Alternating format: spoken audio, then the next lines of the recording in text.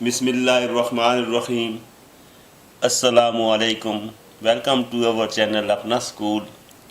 आज हम एक दोस्त की फरमाइश पर 1.1 एक्सरसाइज की एग्जांपल 4 सॉल्व करेंगे।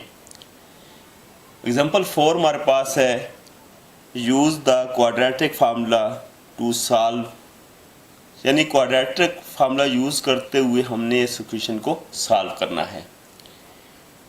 तो आइए इस एग्जांपल को हम सॉल्व करते हैं। एक दोस्त की फरमाइश थी कि सर ये आप जो है इसको सॉल्व कर दें, तो उसने रिक्वेस्ट की है, बार बार की है, तो हम इसको उसके लिए सॉल्व करते हैं।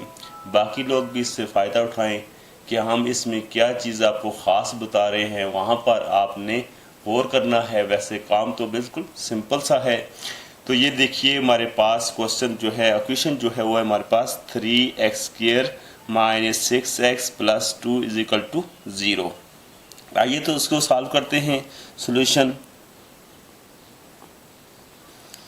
हमारे पास जो गिवन इक्वेशन है वो है 3x² - 6x + 2 = 0।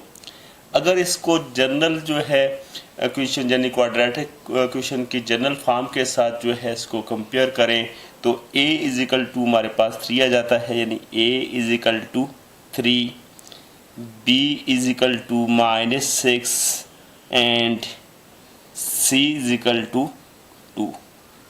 क्योंकि इस काम को, इस क्वेश्चन को हमने क्वाड्रेटिक फार्मूला यूज़ करके सॉल्व करना था, तो सबसे पहले हम क्वाड्रेटिक फार्मूला लिखेंगे। क्वाड्रेटिक फार्मूला हमारे पास है x = -x - b + -b²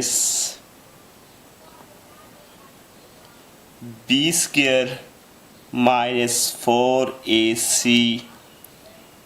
divided by 2a। अब हमारे पास जो ये a की वैल्यू 3 है और b की वैल्यू -6 और c की वैल्यू जो 2 है, इस फार्मूले के अंदर हम पुट करेंगे। x ये माइनस जो है ये फार्मूले का है, इसको सीधा अपना लिखना है। माइनस b की वैल्यू जो है वो -6 है, तो हमने ब्रैकेट्स के अंदर -6 को लिख लेना है। अगर सिंपल 6 होता तो हम जो है ब्रैकेट्स ना डालते, 6 लिख देते।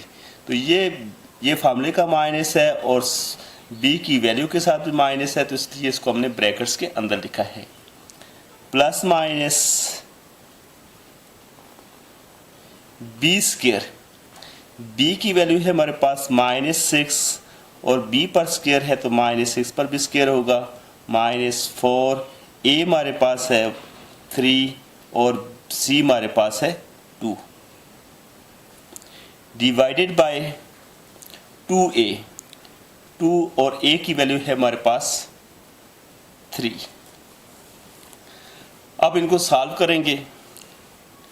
जैसा कि आपको ये नज़र आ रहा है कि ये माइनस माइनस से मल्टीप्लाई हो रहा है, क्योंकि इन दोनों के दरमियान ये ब्रैकेट्स है, तो ये दोनों साइन आपस में मल्टीप्लाई हो रहे हैं। Minus minus plus, sign plus का आ गया, तो ये हमारे पास 6 प्लस माइनस, ये -6 की पावर 2 है, तो ये माइनस इग्नोर हो जाएगा। जब भी हमारे पास किसी की पावर जो है वो इवन में हो और 7 नंबर के माइनस हो, तो वो साइन जो है इग्नोर हो जाता है। तो यही बात है, यहाँ पर ये पावर 2 है तो ये माइनस इग्नोर हो जाएगा। सिर्फ 6 की पावर 2 है, तो 6 की पावर 2 हो तो ये हमारे पास आ जाता है 36 माइनस, इन तीनों को आपस में मल्टीप्लाई करेंगे, 3 4s are 12 और 12 2s are 24 divided by 2 3s are 6। x = 6 plus minus 36 में से 24 को माइनस करें तो ये हमारे पास आ जाएगा 12 डिवाइडेड बाय 6। अब हम देख रहे हैं कि ये हमारे पास ये 12 जो है ये परफेक्ट स्क्वायर नहीं है, लेकिन हमने इसको सॉल्व करना है, तो इसको दो तरीके से आप सॉल्व कर सकते हैं। एक ये है कि इस तरह देख लें, ये हमारे पास जो 12 है ये परफेक्ट स्क्वायर रूट नहीं है, लेकिन हम क्या करेंगे, इसको सॉल्व करने का कुछ इस तरह तरीका करेंगे कि 12 पर ऐसे दो नंबरों का टेबल पढ़ेंगे जिसका स्क्वायर भी हो। जैसे ये हमारे पास 4 × 3, इनमें 4 ऐसा नंबर है जिसका ये परफेक्ट स्क्वायर है, तो ये 4 3 12 बनता है। तो इसके हमने दो पार्ट बना दिए हैं।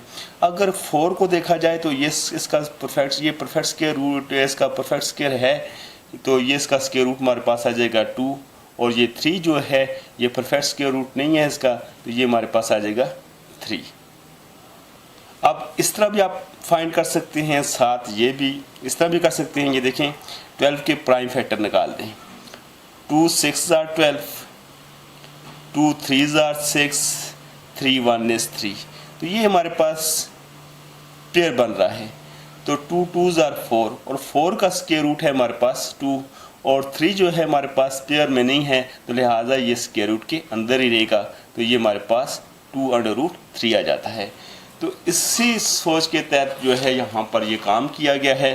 तो आप इसको डायरेक्ट ना लिखें, इस तरह लिखें कि x = 6 ± 12 को आप इस तरह लिख लें 4 × 3 / 6। अब आप देख रहे हैं कि ये भी 12 लिखा हुआ है, ये भी 12 लिखा हुआ है, जबकि हमारे पास 4 जो है वो परफेक्ट स्क्वायर है, यानी इसका स्क्वायर रूट हमारे पास फाइंड हो सकता है और 3 का नहीं हो सकता। तो जिसका फाइंड हो सकता है उसका हमने फाइंड करना है।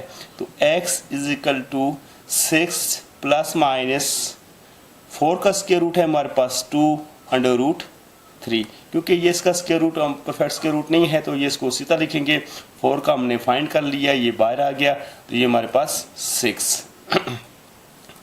अब सिंपल सी बात समझिए कि ये 6 जो है इसके नीचे भी है और 6 जो है इसके नीचे भी, क्योंकि ये दो टर्म्स हैं, ये अलग टर्म्स है, ये अलग। तो ये 6 इसके नीचे भी है, इसके नीचे भी, तो डायरेक्ट इसको इससे नहीं काट सकता।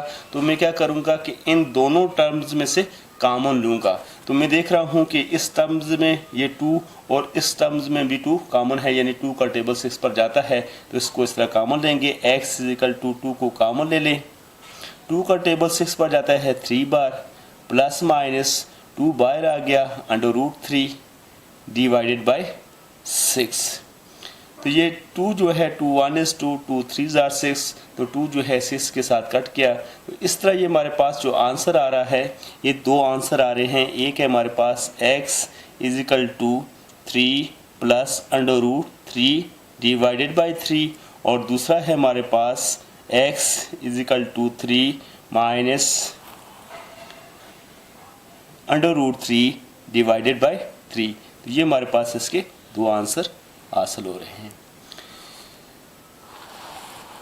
ये थी जी एग्जाम्पल 4 एक्सरसाइज 1.1 की एग्जाम्पल 4 हमने आपके सामने सॉल्व की है। उम्मीद है कि आप लोगों को ये अच्छे तरीके से समझ आ गई होगी। सिर्फ एक जगह थी जहाँ पर मेरा ख्याल है आपको उलझन हो रही थी कि यहाँ से कैसे सॉल्व किया गया है, तो वो मैंने आपको बता दिया गया है। जब भी आपके पास अगर कोई ऐसा नंबर स्क्वायर रूट के अंदर हो और आपसे वो उसका स्क्वायर रूट परफेक्ट, आपको पता भी हो कि ये परफेक्ट स्क्वायर रूट नहीं है लेकिन फाइंड करना है, तो आप ऐसे दो नंबरों का टेबल इस पर लेकर जाएं जिनमें से कम एक नंबर ऐसा हो जिसका जो परफेक्ट स्क्वायर हो, तो आप उसको आसानी से सॉल्व कर लेंगे। तो आपने इस वीडियो को शेयर भी करना है, लाइक भी करना है। लाइक करने में आप बहुत कंजूसी करते हैं। अगर आप लाइक करेंगे तो हमारा तो कुछ नहीं बनेगा, सिर्फ ये है कि आपका कुछ जाएगा नहीं, हमारा कुछ बनेगा नहीं। सिर्फ ये होगा कि हमारी हौसला अफजाई होगी कि आपने हमारी वीडियोस को लाइक किया है। साथ शेयर भी करें अपने दोस्तों के साथ, ताकि हमारी वीडियोस जो है और लोगों तक भी पहुँचे, उनको भी फ़ायदा हो। जब आप किसी का फ़ायदा सोचेंगे तो आपका फ़ायदा भी होगा, आपको भी वो बात अच्छी तरीके से समझ आएगी। तो थैंक्स जी आप लोगों का हमारे वीडियोस देखने का।